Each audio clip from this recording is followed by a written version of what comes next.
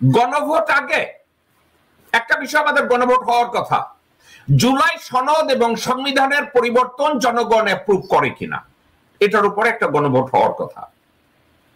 তাইলে গণভোটটা কি আগে হবে, নাকি নির্বাচনের দিনে গণভোট হবে, নাকি নির্বাচন আগে হবে? আর একটা ওর প্রশ্ন, নাকি সংস্কার ও বিচার আগে হবে? তো তোমরা সালাউদ্দিন মাগি, আমির খসরু মাগি, আব্দুল আউয়াল মাগি, আমানুল্লাহ মাগি, গোরখোদক আব্বাস মাগি, তোরা বলবি যে তোরা যখন বউয়ের সাথে লটর পটর করবি তখন তোরা জুমার নামাজ পড়বি? তাই খানকে পোলাবা।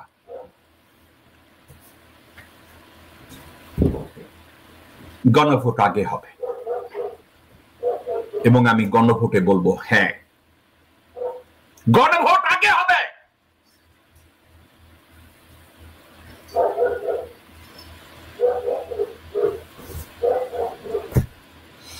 ওয়াকারুজ্জামান দেশের মধ্যে বোমা ফাটাতে পারে ডিজিএফআই দিয়ে, ওয়াকারুজ্জামান এনএসআই দিয়ে একটা জগা খিচুড়ি বানাতে পারে, দায়ভার চাপানোর চেষ্টা করবে জাকির নায়েকের উপরে। ঠিক হাসিনা যেভাবে হলি আর্টিজান বেকারিতে ভারতীয় রয়ের সাহায্যে বম্বিং করে দোষ দিয়েছিল জাকির নায়েককে। কথাটা আপনারা মনে রাখবেন। ডক্টর জাকির নায়েক যদি বাংলাদেশে আসে, স্বরাষ্ট্র উপদেষ্টা যদি মুসলমান হয়, স্বরাষ্ট্র উপদেষ্টা তার মধ্যে যদি সততা বা ঈমান থেকে থাকে, তাইলে he should make sure that Zakir Naik যখন বাংলাদেশে আসবে তার সফরকালীন সময় বাংলাদেশে যেন কোনো প্রকার ভণ্ডামি, এই আগুন জ্বালানো জঙ্গি তৎপরতা শুরু না হয়। আমি এটা জানি, খানকির ছেলে ওয়াকার এই সুযোগটা নিবে, খানকির ছেলে মোদি, খানকির বেটি হাসিনা এরা চেষ্টা করবে জাকির নায়েক যখন বাংলাদেশে আসবে তখন এ ধরনের জঙ্গি তৎপরতা চালাবে।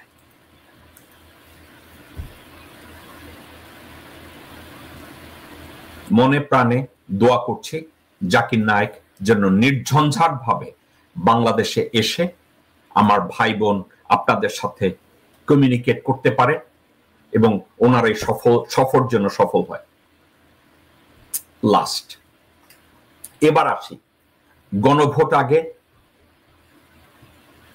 নাকি নির্বাচন আগে, নাকি সংস্কার আগে ওর বিচার? দর্শক শ্রোতা, ডক্টর মোহাম্মদ ইউনূস যখন অন্তর্বর্তীকালীন সরকার প্রধান হলেন, ওনার প্রাইমারি রেসপন্সিবিলিটি ছিল রিফর্ম এন্ড জাস্টিস। নির্বাচনের জন্য অন্তর্বর্তীকালীন সরকার পৃথিবীর কোথাও তৈরি হয় না, ইন্টারিম গভর্নমেন্ট তৈরি হয় না, এটা বাংলাদেশের সংবিধানও এটাকে অ্যালাউ করে না। Whereas বিএনপি, এই মুহূর্তে বিএনপিকে আমি কি বলে জানেন? নতুন মোড়কে আওয়ামী লীগ।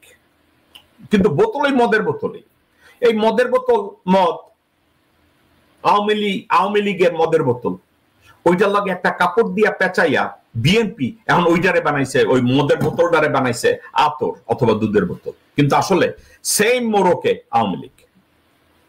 এই মুহূর্তে বিএনপি বলতে আপনারা যা বুঝেন ওটা বিএনপি না, বাংলাদেশ জাতীয়তাবাদী দল না। দর্শকবৃন্দ, বাংলাদেশ জাতীয়তাবাদী দল, আপনি কি জানেন ন্যাশনালিস্ট কাদেরকে বলে? ন্যাশনালিস্ট বলে, জাতীয়তাবাদী কাদেরকে বলে? যারা নিজের জাতীয় পরিচয় এতটা গর্বিত এবং নিজের দেশের সফলতায় তারা এতটা আনন্দিত, নিজের জাতীয় পরিচয় এবং সফলতা এবং সক্ষমতা দ্বারা যারা নিজের জাতিকে বিশ্বের ঊর্ধ্বতম পর্যায়ে নিয়ে যেতে চায়, তারা জাতীয়তাবাদী, তারা পরনির্ভরশীল না। জাতীয়তাবাদীরা নিজের দেশের স্বার্থকে অন্য দেশের হাতে দিয়ে দেয় না।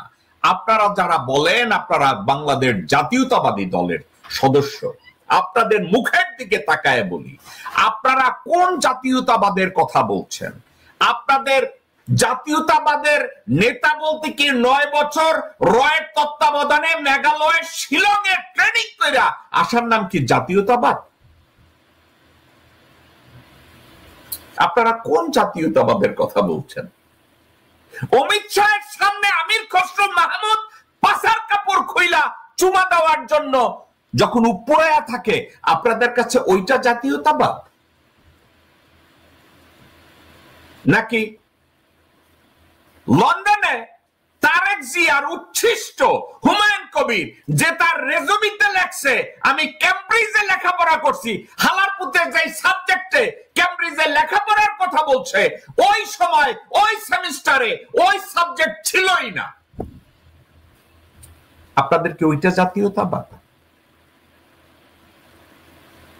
নাকি বাংলাদেশের পরিবহনে প্রত্যেকটা জায়গায় চাঁদাবাজি, টেন্ডারবাজি, দখলবাজি, খুন, ধর্ষণ, মসজিদের মিম্বারে খালেদা জিয়ার ছবি তালানো ঝুলানো, নাকি এইটা জাতীয়তাবাদ? আপনারা কোন জাতীয়তাবাদের কথা বলছেন? জাতীয়তাবাদ তো হওয়া উচিত স্বনির্ভরতা, স্বনির্ভরতার প্রতীক, প্রোডাক্টিভ। আপনারা কোন জাতীয়তাবাদের কথা বলছেন? আপনারা আমি নিজেও তো জাতীয়তাবাদী। আমি স্বনির্ভরতায় বিশ্বাস করি, আমি যোগ্যতায় বিশ্বাস করি, অভিজ্ঞতায় বিশ্বাস করি, অর্জনে বিশ্বাস করি, লেগাসিতে আমি বিশ্বাস করি। আপনারা কোন জাতীয়তাবাদ ভাই?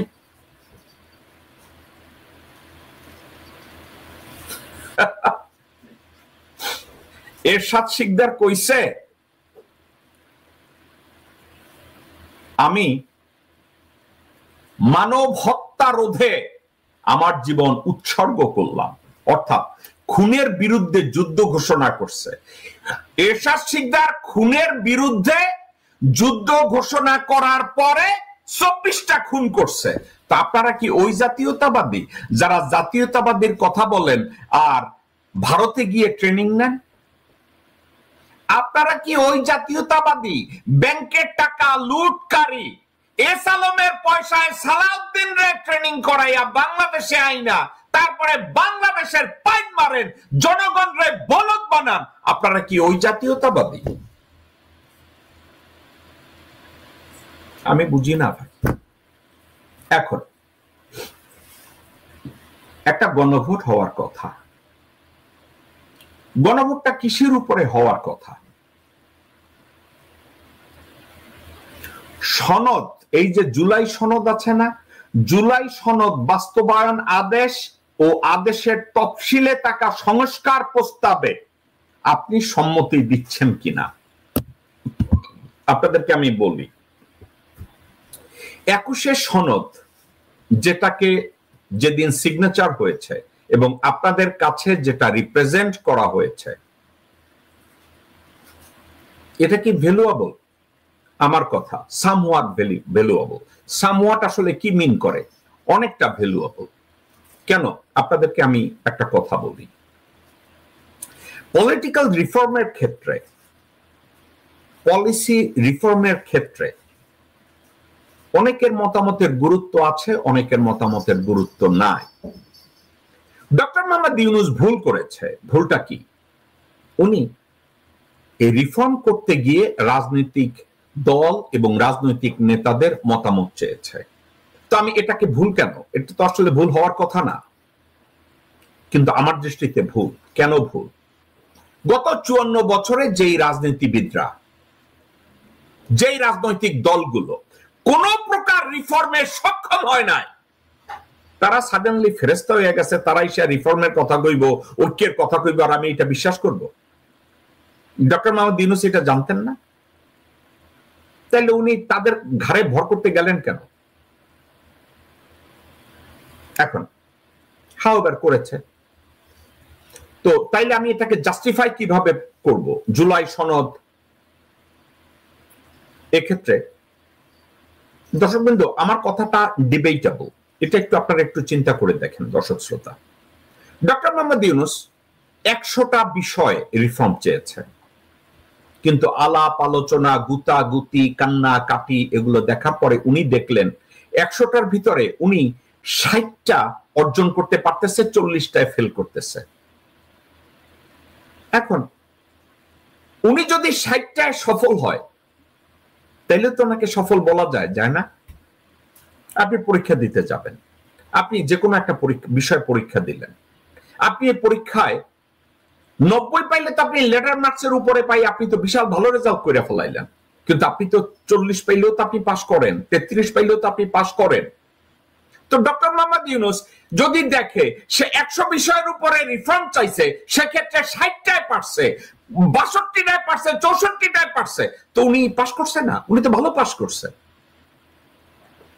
আমি ওনার সাথে অনেক বিষয় দ্বিমত পোষণ করতেই পারি, কিন্তু উনি যে 60 বা 65টা বিষয়ে রিফর্ম আনতে পারছে, আমি এর জন্য ওনাকে কৃতিত্ব দেব না, আমি কি ওনাকে গালি দেব?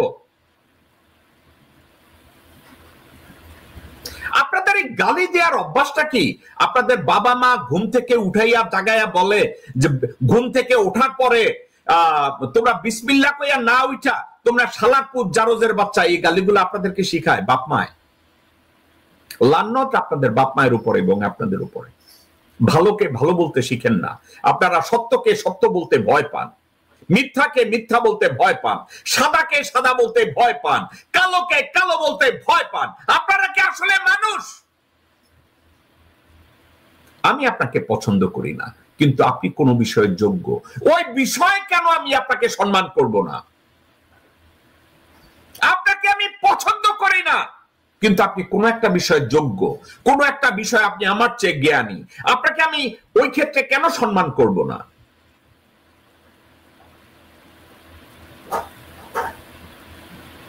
একটা কথা, আমার কথাকে আপনারা বিতর্কিত মনে করতেই পারেন, কেন জানেন? আমি আপনাদেরকে বলছি মা বাবাকে গালি দিয়ে না, অথচ আমি খানকির ছেলে বলছি। কেন বলছি জানেন? এই লোকগুলোকে আমি মানুষ মনে করি না। কোন লোকগুলোকে? যেই লোকগুলো আমার দেশের 20 কোটি মানুষের ভাগ্য নিয়ে ছিনিমিনি খেলে, এই কুত্তার বাচ্চারা আমার দেশের 20 কোটি মানুষকে মিসগাইড করে। এই কুত্তার বাচ্চারা আমার দেশের মা বোনদেরকে গুম করে। এই কুত্তার বাচ্চারা আমার দেশের সম্পদ লুট করে ভারতে নিয়ে যায়। এই কুত্তার বাচ্চারা আমার দেশের সার্বভৌমত্বকে বিক্রি করে দেয়। আমার দৃষ্টিতে ওরা মানুষই না, ওরা কোনো মায়ের সন্তান না, ওরা নেরি কুত্তার বাচ্চা।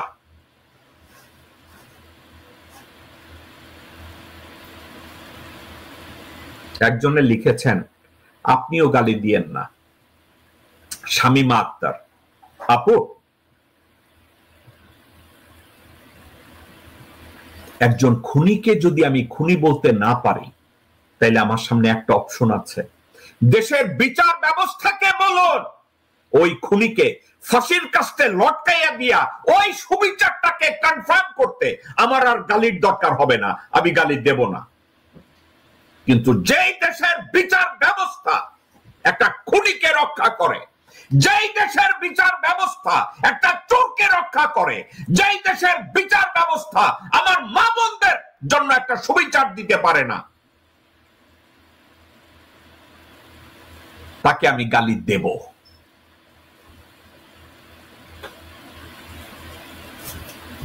This is the tools of my war.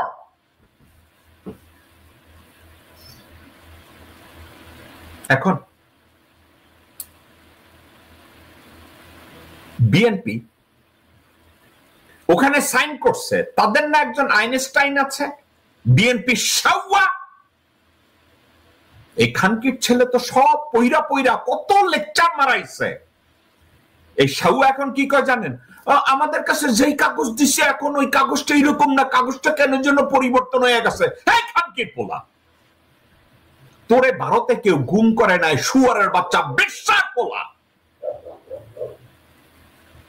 তুই এসালমের পয়সায় ভারতে পালায়া গেছিলি খানকির পোলা, আইসা এখন বিএনপিটারে সারা জীবনের জন্য পঙ্গু বানানোর শপথ দিছিস। তুই শুয়ারের বাচ্চা, তুই প্ল্যান করতেছিস তারেক জিয়া বাংলাদেশে আসলে জিয়ার বংশটাকে নির্বংশ করবি। কুত্তার বাচ্চা, তোর এখন মধ্যে ভারত তোরে কইছে তোরে প্রধানমন্ত্রী বানাবে।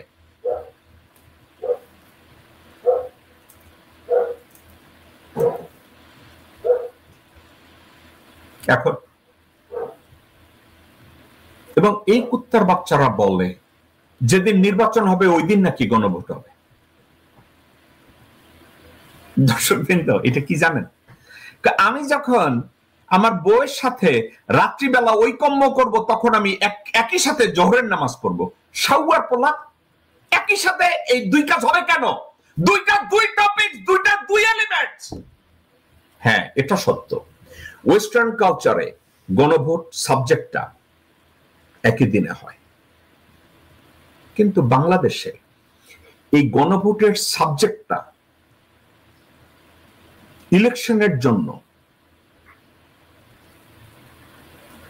Condition, precondition. সো যেটা প্রিকন্ডিশনাল, সেক্ষেত্রে গণভোট কেন নির্বাচনের দিন হবে? তো তোমরা সালাউদ্দিন মাগি, আমির খসরু মাগি, আব্দুল আউয়াল মাগি, আমানুল্লাহ মাগি, গোরখোদক আব্বাস মাগি, তোরা বলবি যে তোরা যখন বউয়ের সাথে লটর পটর করবি তখন তোরা জুমার নামাজ পড়বি? তাই খানকে পোলাবা।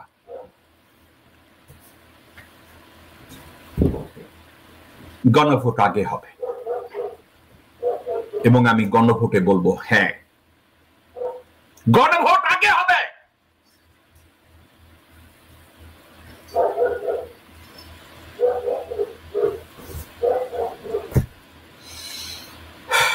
দর্শকবৃন্দ,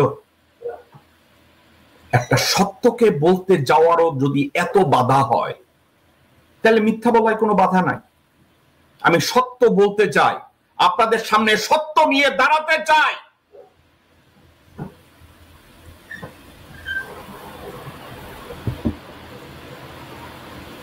গণভোট আগে হবে।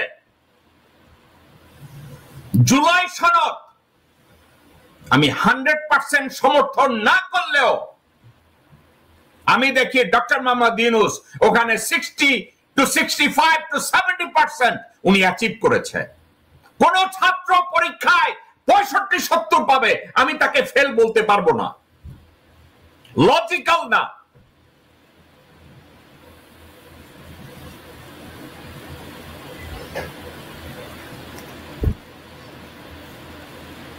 আমি নির্বাচন চাই, গণভোট চাই নির্বাচনের আগে, এবং এই দায়িত্ব নির্বাচন কমিশনের না, এটা সরকার নির্ধারণ করবে। ডক্টর মোহাম্মদ ইউনূস উনি ওনার হেডাম নিয়ে যদি সরকার চালায়, তাহলে অনতি বিলম্বে গণভোটটা করে ফেলবে এবং গণভোট অনুষ্ঠানের আগে মেক শিওর করবে খানকির ছেলে ওয়াকার সেজন্য পুলিশের নেসেসি পাওয়ার নিয়ে গণভোটের রেজাল্টটাকে করাপ্ট না করে।